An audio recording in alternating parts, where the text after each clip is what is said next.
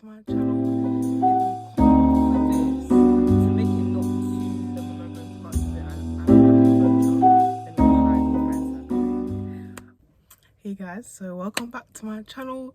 It's been quite a while since I uploaded my results day video, and I had a few questions and comments on how exactly to use Anki for psychology, because that's what helped me the most to achieve an A star, improving from a B. So I decided to make a short video on how to use Anki and how to just use it most effectively so that you can optimize your revision. So the first thing to touch on is how to use and download Anki, because I know some people are put off by having to download it from a website, and the way to use it is not as straightforward as Quizlet. So I decided, let me just do a quick tutorial on how to download and use it. For downloading it, what you have to do here is go onto the website.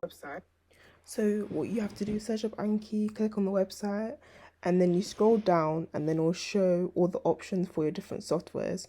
So then you click the most recent Anki, and then just wait for it to download.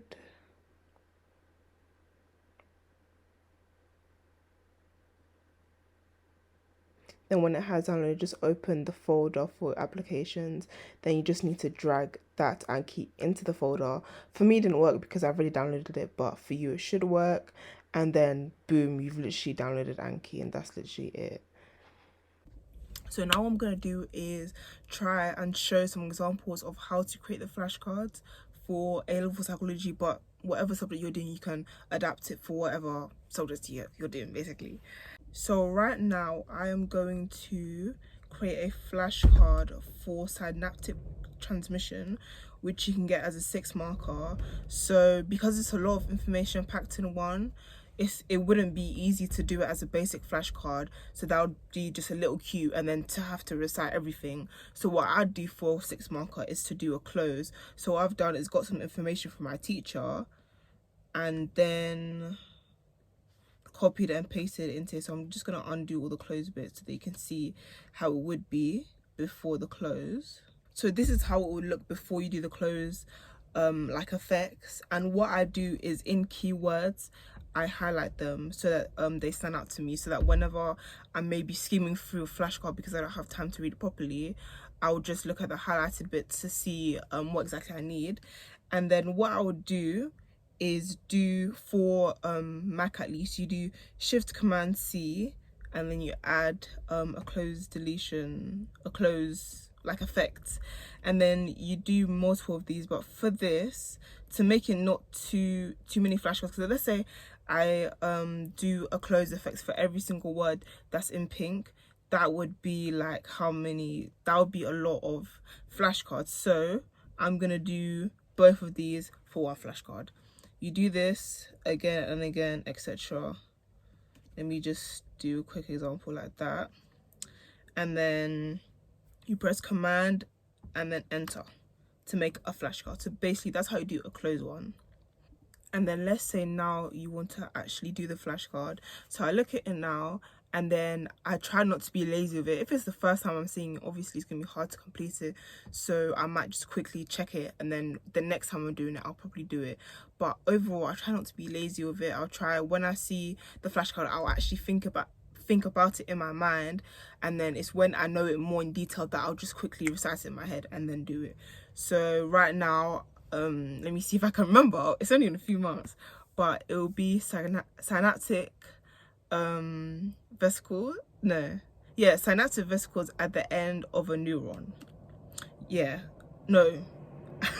I got that wrong, but you guys know what I mean. Presynaptic axon. But the thing is, some flashcards, this is, I guess, a weakness that I have, so I don't know how I would perfect it, but sometimes 2 words would fit inside a flashcard, but only 1 would be required. So I'd say maybe to fix that, maybe add another cue that would help you to know that it's 1 word, then another, like for example, I've put synaptic vesicles at the end of a presynaptic axon, but you could say neuron at the same time. So yeah, I don't know how exactly to fix it, but that's just a little thing to be aware of, I guess. And then you can see here that I got that one a little bit wrong. So for the purposes of this like tutorial, I'm gonna press again so that I can do it again when I see it again.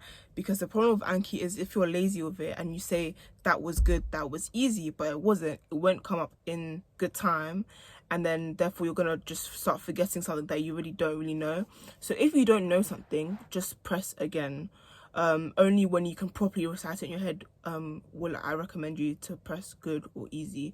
And for me, I would just use the options that are already there. You can customize it so that you have more options. So instead of saying good, easy, bad, and again, you can say again, very hard, hard, good, okay, etc. But for me, I just use the ones that are already there. And here's an example here on gender. What I was saying about the levels of difficulty, you can say there's there's again, there's hard, which you would see in 4 days, because obviously I'd already done this so many times that if I found something hard, it would, yeah, I don't know how to say it fully, but yeah. And then there's good, and then there's easy, because I already clicked and done this so many times that it knows if I find it easy, I won't be, have to see it in 9 months. But obviously for A-levels, it's only 2 years, so I wouldn't recommend pressing something for 9 months if your A-levels are in like 8 months, just in case. But yeah. But yeah, as you can see, this would be me if I knew all these flashcards. I'm just pressing good, good, good. But obviously don't click through them too quick unless you're really short on time. Try and look over them, read them, and just repeat anything in your head that you're not sure on.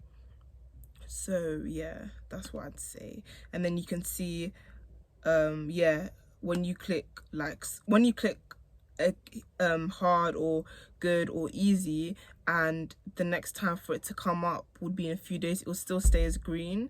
But then it's if you click hard like twice or more, that it would show as orange, and then it'll show you like in the same day again and again and again. And it can get repetitive and it can get annoying, but A-levels are bound to be annoying, so you just have to deal with it and do the flashcard as many times as you can, because if not, you will literally just get lazy with it and you will forget the flashcard basically. Because psychology is literally just memory and trying to memorize everything.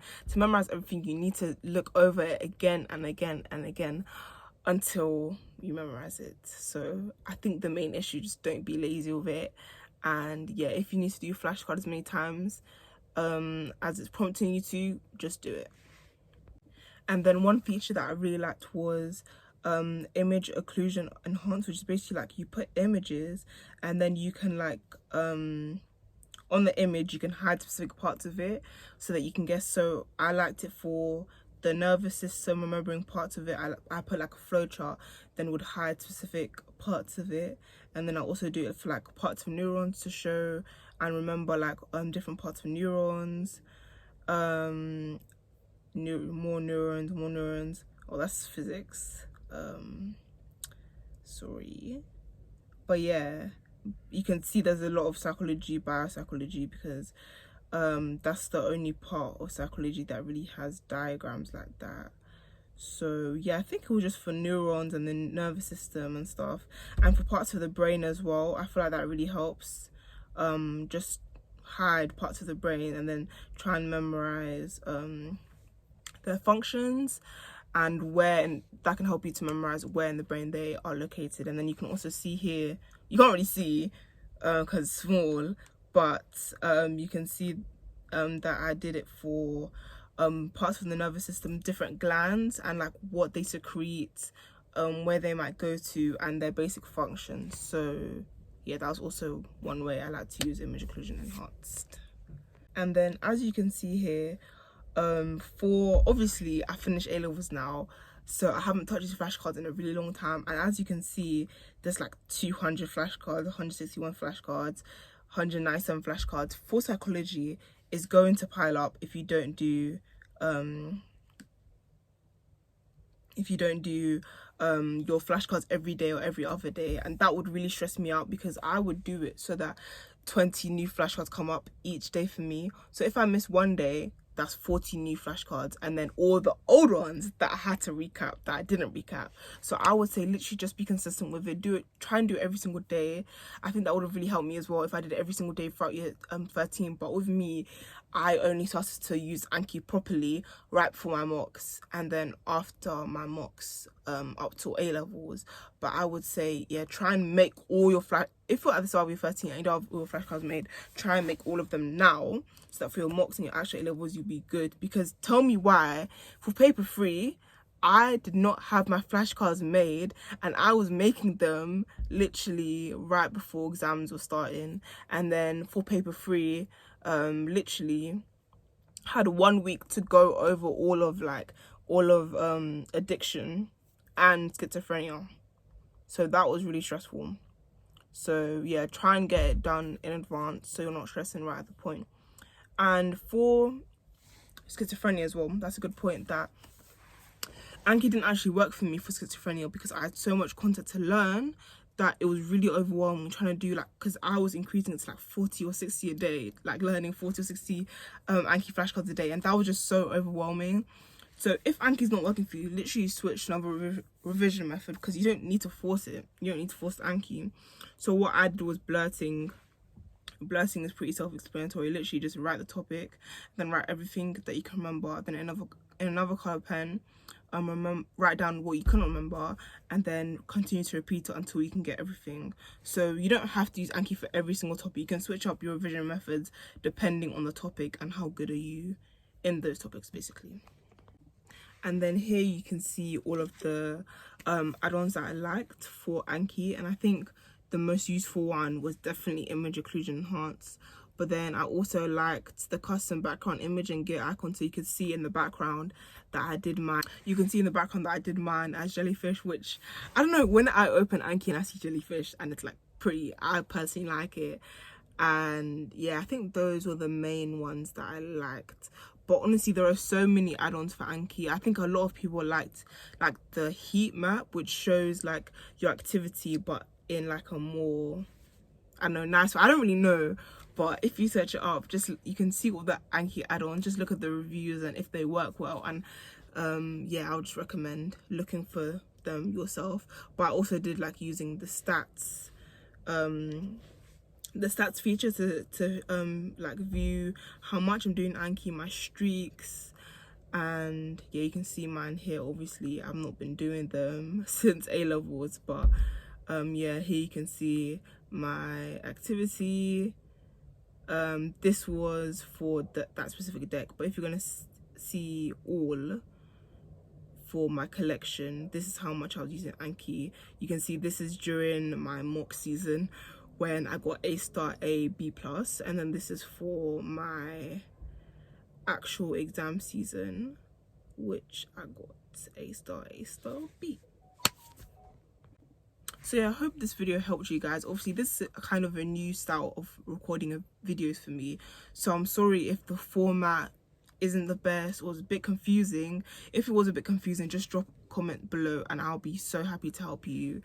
And if anyone wants my flashcards, I don't think my flashcards were the best, and some of them were a bit personalized to me, so if you look at them they might look a bit confusing. But if anyone does want my Anki flashcards, I'll be happy to share them, and I'll share them. Yeah, thank you guys for watching this video. I hope it helped you. Any more questions, as I said, just drop a comment or drop a DM. If you want any more videos on how to get an A star in psychology or RS, I would do that happily for you. So obviously my A levels are over now, 6 months are over now. I'm going to uni. If you want any uni content, maybe like uni move in with me, uni vlogs, etc., I'll be glad to do that. I'll probably be doing it anyway. I'm literally moving in this Saturday, so. But yeah, if you're going to Knots, drop your snap, because I personally need more friends that are going. But yeah, thanks guys for watching this video. God bless you and have an amazing rest of your day.